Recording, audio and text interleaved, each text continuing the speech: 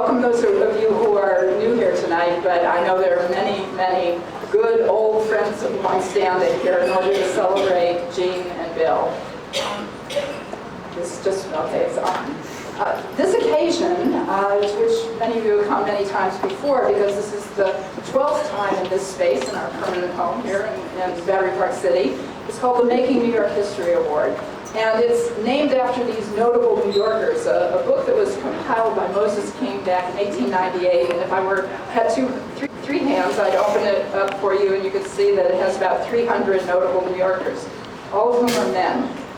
But we took it as our theme, and we're happy to honor two men tonight as well.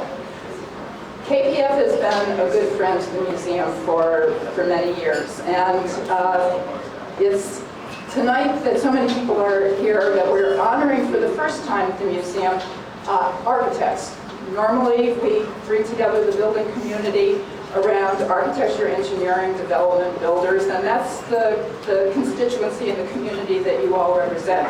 We've never honored architects before, but it's particularly important to do so tonight because we're 12 days before the 40th anniversary of the founding of KPF on July 4th, 1976. So,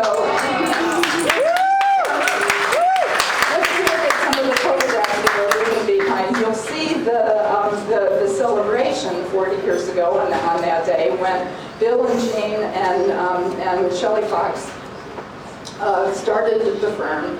And in that span of time, an extraordinary amount of buildings have been produced by KPF, and many of you here, and you can see them on the table, spanning from the first buildings in New York, the Horton ABC headquarters, over many years in the 70s, through an enormous amount of the urban fabric that was built by KPF during the 80s and the 90s. But I'll paraphrase what is the second paragraph in Bill Pedersen's bio on the website for KPF, and it says that he took from the very beginning of the philosophy of the firm the charge to celebrate, well, not celebrate, to create with compassion and devotion the humble building, which is the commercial office building. And that building type represents the background of the city, but it's the fabric of the city that knits the city together. And I thought, Bill, it was really important, Bill, for the Skyscraper Museum to recognize that from the very beginning, KPF was dedicated to building cities. And as you all know, and you can see on the table here, the buildings are no longer, well, there may be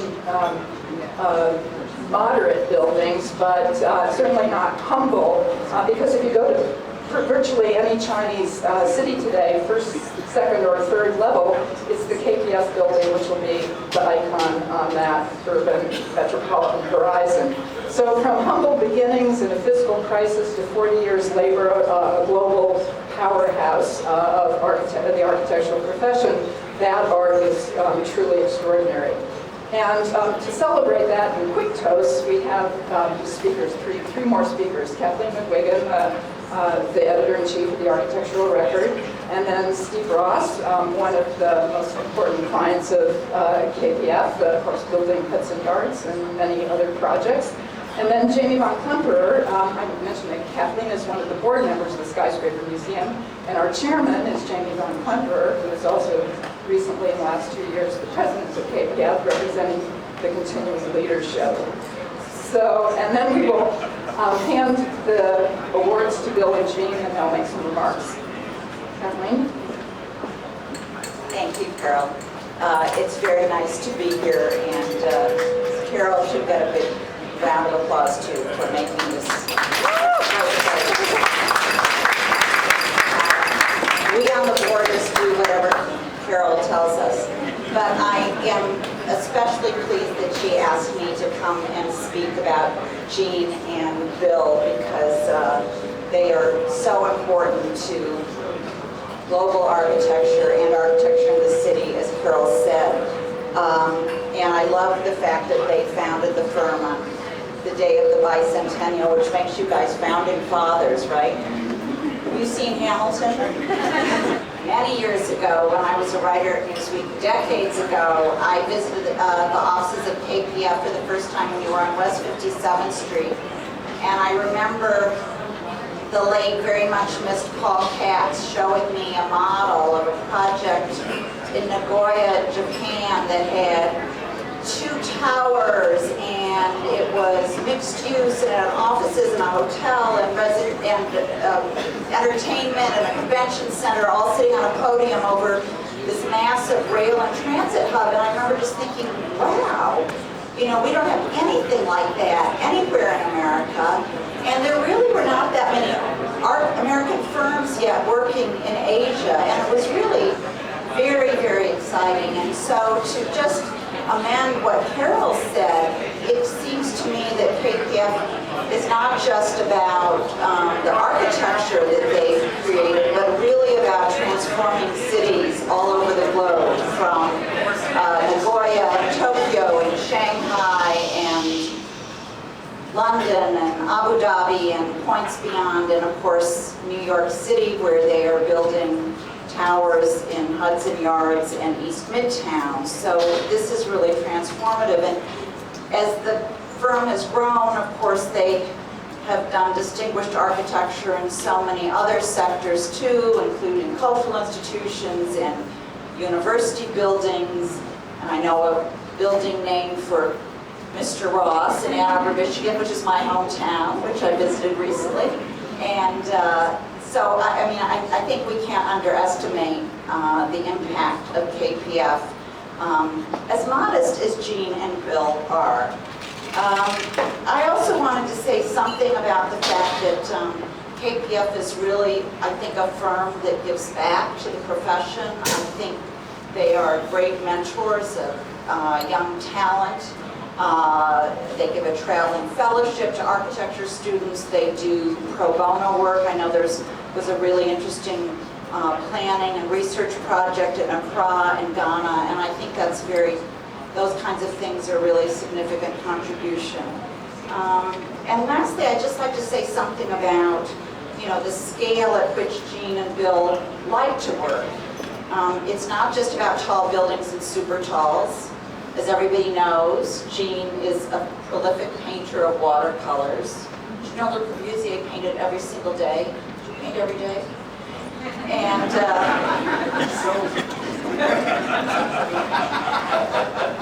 and Bill, we all know, has been designing a kind of amazing chair called the Loop-de-Loop, which he has said more than once, it takes longer to design a chair than a skyscraper. So these two gentlemen have broad talents at every scale, and it is really my pleasure to congratulate them as notable New Yorkers.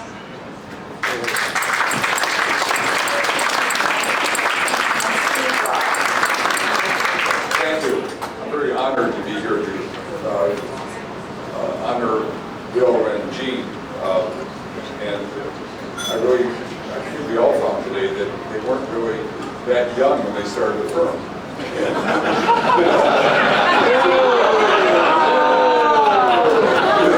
But I mean, they were young at heart. The firm is much older than 40 years based on the volume and the things that they've done. So,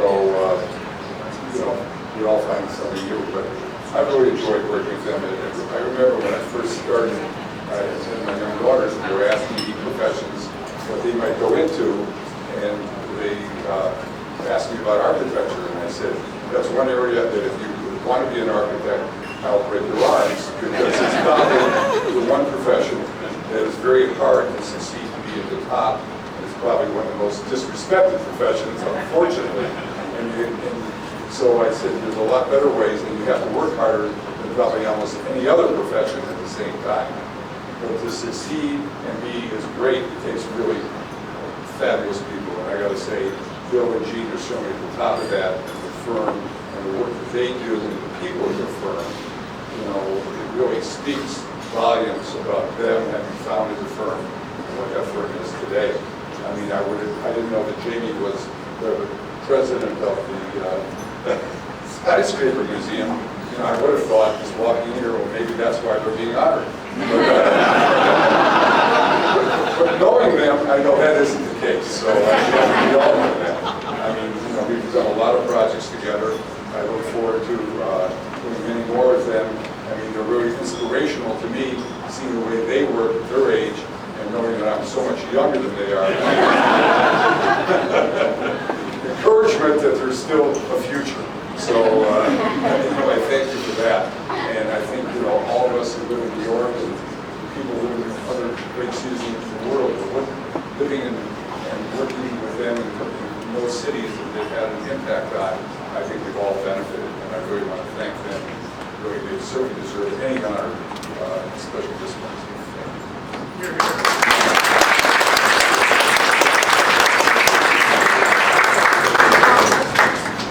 Thank you, Steve. Actually, contrary to what you all might assume, I had nothing to do with arranging for this honor. It was all Carol and the rest of the board. It's not a fix.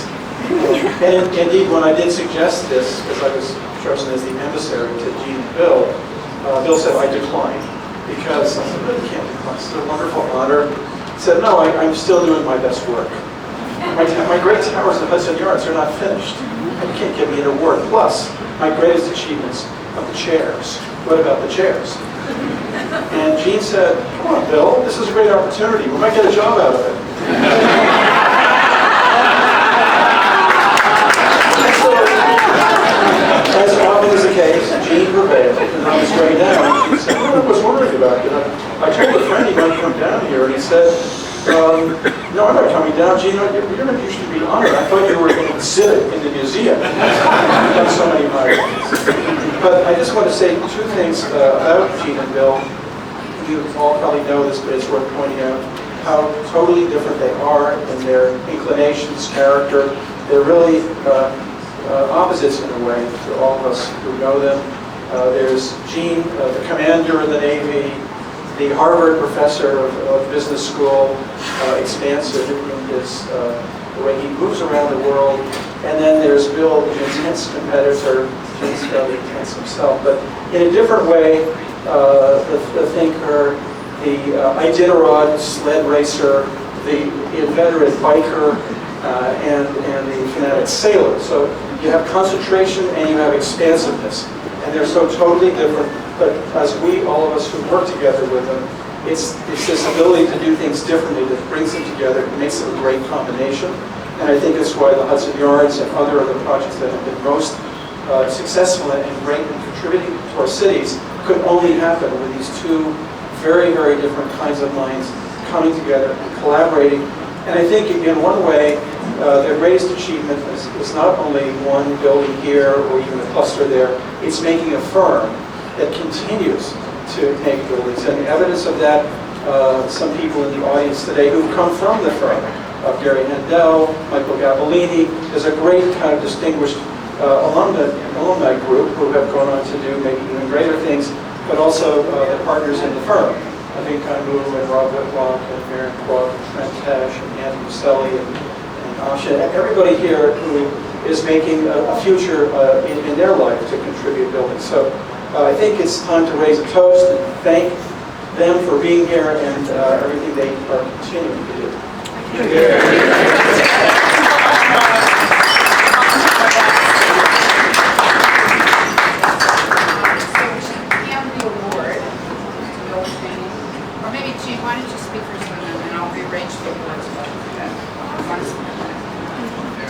Well, Jamie made a good recovery. He was going to be the former president. Enjoyed it while it lasted. No, Jamie's done a great job. I want to thank everybody who's spoken here today. Kathleen, Steve, yours was great. I appreciate it very much. Carol, yours was great as well. So thank you for all that. And thank you for this award, which you're about to get. Yes. You're not going to get it, right? But thank you for the award, and as a founders, the greatest institution. This institution each year continues to rise. Skyscraper Museum. Everybody missed that? Very helpful. But actually in this group are so many people. First, my wife and daughter are here. Sue, James, my wife, Margaret. My daughter, Laurie, Sue, and our partners, our senior staff, and without our people, without this great firm that we built, we couldn't succeed. It's not about one person, not about two people. It's really about the whole team. We work together as a team, and we get credit as a team. So we really want to share, Bill and I, this credit with all of you at KBF, as well as the many consultants and the former KBFers. I know Gary Handel is here as well. We thank everybody who helped us through the 40 years. And it doesn't seem like 40 years. It's moved so quickly. But you know we've been very fortunate. Working with Bill has been a joy beyond having a partner like Bill is very, very special. And one other partner who would have been here tonight having not passed away, Shelly Fox, I want to remember as well. But the three of us worked as a team, and Bill Leary joined us shortly after, and we continue to build on that spirit. And so I want to thank everyone again for all their contribution to making KBF and its work very special. And this, I want to finally say that we've been very fortunate to work on great projects throughout the country, across the globe in 43 countries. And we've had super clients like Steve and many others here tonight, as Sophie. If I start mentioning, it's dangerous because I'll forget somebody. But all of the clients are here and they're really super. I want to thank them. So it's a very special award, and I'm going to ask Bill now to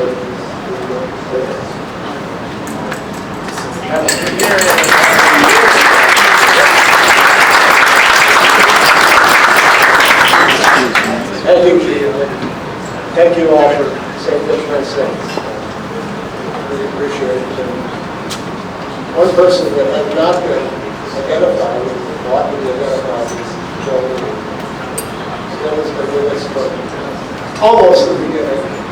Because I came from the department, without them, our office would be a very place.